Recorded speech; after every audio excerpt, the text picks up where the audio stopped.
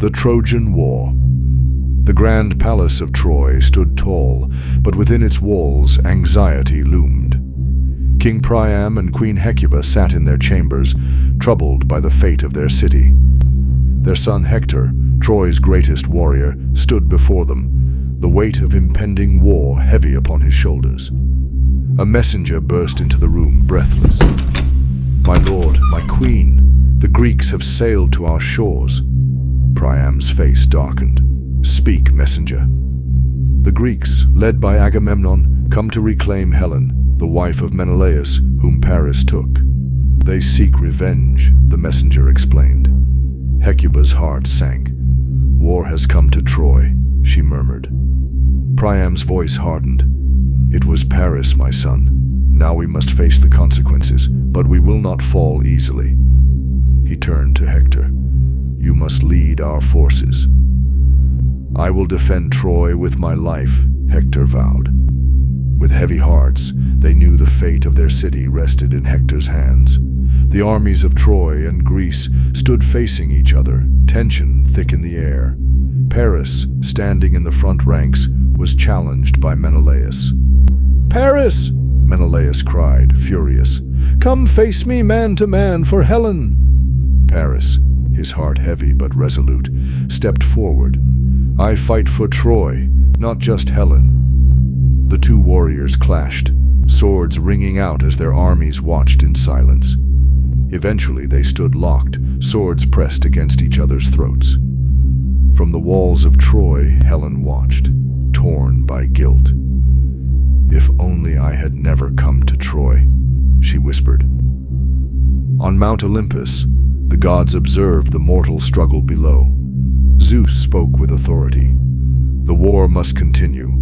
The mortals must learn the price of their pride." Hera, filled with bitterness, added, "The Trojans insulted me. They must fall." Athena, ever wise, warned, "We must be careful. Interfering too much could have dire consequences." Ares, the god of war, laughed. "War is chaos. Let it unfold." Zeus sighed. "The war will take its course. We must watch over our champions, Hector and Achilles." Athena gazed down with concern. "But can the courage of men save them from the gods' wrath?" Outside Troy, the final confrontation between Achilles and Hector was imminent. Achilles, armored and fierce, faced Hector. "You killed Patroclus," Achilles said coldly. "Now you will pay." Hector, standing tall despite his weariness, retorted, "It was not I who brought this war, but I will fight for Troy, for my people." "Honor will not save you today," Achilles declared. The two warriors fought with all their strength, but Achilles' rage overwhelmed Hector. With a final fatal blow, Achilles drove his sword through Hector's chest. Hector gasped, his life slipping away. "You are a great warrior, Achilles, but your rage will destroy you."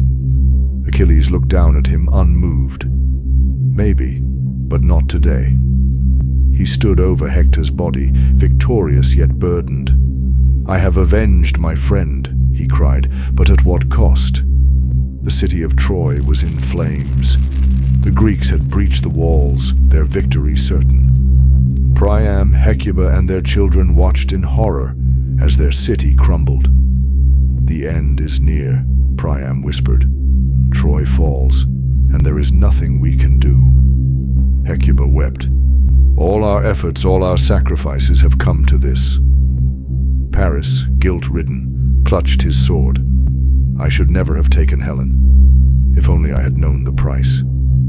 "It is too late for regrets," Priam said sadly. "We will face our fate as we must." As the Greek horns grew louder, the Trojan horse, now inside the city, revealed hidden Greek soldiers. The Trojans were overwhelmed. "Stand strong, my warriors!" Priam cried. "Defend Troy until our last breath." But chaos erupted as the Greeks stormed the city. The final moments of Troy were marked by ruin. The Greeks had won, and the city was destroyed. Achilles, standing at the head of the Greek army, surveyed the devastation with solemn eyes. "We have won," he muttered, "but at what cost? Hector, my greatest rival, lies dead. What have we truly gained?" On Mount Olympus, the gods watched in silence. Zeus spoke gravely. "The fates of men are cruel but necessary. Their struggles are ours to observe, not to change." Athena, sorrowful, whispered, "Perhaps there is no true victor in war." As the city of Troy burned in the distance, the gods stood silent, watching the last echoes of the dying city fade into nothingness. The end. Thanks for watching. Be sure to like, comment, share, and subscribe. Be there when the next journey begins.